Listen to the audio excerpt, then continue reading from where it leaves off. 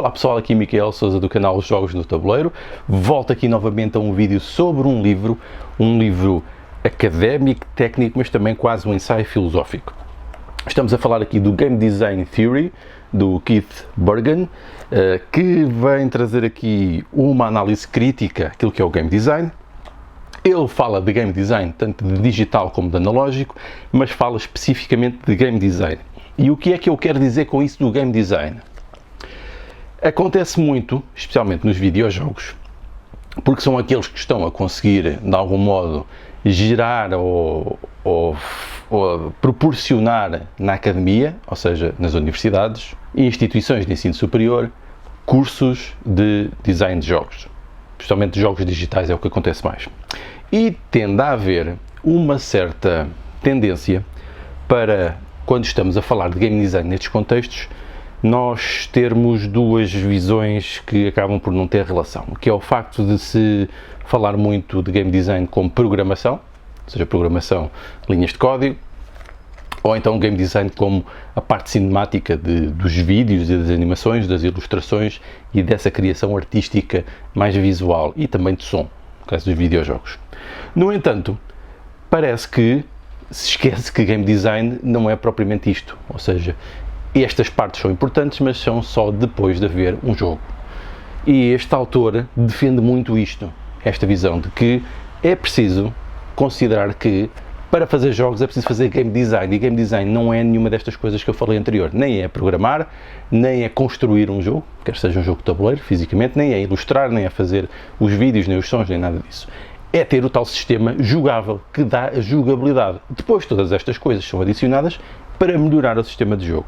E obviamente como as influenciam depois também o lado mecânico e trabalham lado a lado. No entanto, pensar no jogo como um sistema jogável não pode ser dispensado. Então o que é que o autor aqui diz? Ele diz que os jogos proporcionados têm de gerar decisões ambíguas. Isto relaciona-se com incerteza. E é aquilo que nós dizemos nos jogos de tabuleiro, muitas vezes, que o jogo tem decisões interessantes. Ou seja, decisões que são difíceis, nós não sabemos bem se fazemos aquilo ou que fazemos aquilo outro, em que podemos implementar várias estratégias, várias decisões. E isto é possível em todo o tipo de jogos, quer sejam jogos de aventura ou de ação, ou etc. Tem que haver decisões. Segundo o autor aqui, se o jogo não tiver decisões, se for apenas, se as decisões estiverem mascaradas, como acontece em muitos jogos digitais, em que no fundo, independentemente daquilo que nós decidirmos, acontece sempre o mesmo, acaba por não ser um jogo, é outra coisa. Muitas vezes é uma narrativa interativa, pode ser um puzzle, por exemplo, se nós resolvermos o jogo, também é uma coisa que ele distingue aqui. Ele diz que um dos problemas dos jogos atuais é que nós resolvemos o jogo, chegamos ao fim do jogo, e isso para ele também não é um jogo, é um puzzle, porque a partir do momento em que sabemos exatamente tudo o que vai acontecer, limitamos-nos a repetir e não há um desafio adicional. É, por exemplo, como ele também dá aqui o exemplo do jogo Super Mario.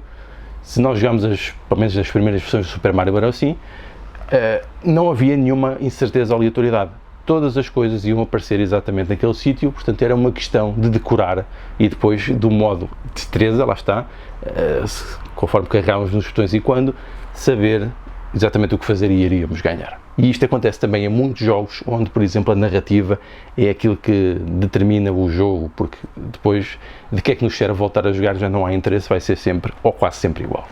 Ele defende aqui que, tal como o Jeffrey Engelstein, que os mecanismos são os building blocks, ou seja, as peças de construção dos jogos. Quando um designer vai fazer um jogo, acima de tudo ele vai escolher mecanismos, combiná-los para gerar o tal sistema de jogo interativo. E estes sistemas de jogos interativos são não lineares, o que é uma grande chatice e uma grande trabalheira, daí a dificuldade em desenhar um jogo, porque não é sempre a mesma coisa. Nós temos de contar com a não linearidade, com a imprevisibilidade daquilo que o sistema de jogo nos vai fazer e que os jogadores vão fazer também. Daí a grande dificuldade em conjugar um jogo com uma narrativa forte, que tendem a ser sempre lineares. E é por isso que o autor também diz que se queremos contar uma narrativa ou contar uma história, etc., existem outros meios mais apropriados, como a literatura, o cinema, etc., em que sim conseguimos gerar uma narrativa linear, mesmo que ande para trás e para a frente e divida e depois volta a juntar, acaba por ser sempre para o utilizador algo linear. E ele também diz que essa parte da linearidade é aquilo que torna ler, por exemplo, livros de jogos tão difícil. porque nós fazemos uma leitura linear, leitura do livro de regras, de uma coisa que não é linear. Por isso é que por vezes o livro de regras já nos está a falar de coisas mais à frente que nós não compreendemos e só conseguimos perceber quando jogarmos o jogo, ou lermos tudo e voltarmos a jogar e tiramos dúvidas. Não é uma progressão linear, daí ser tão difícil compreender por vezes os livros de regras.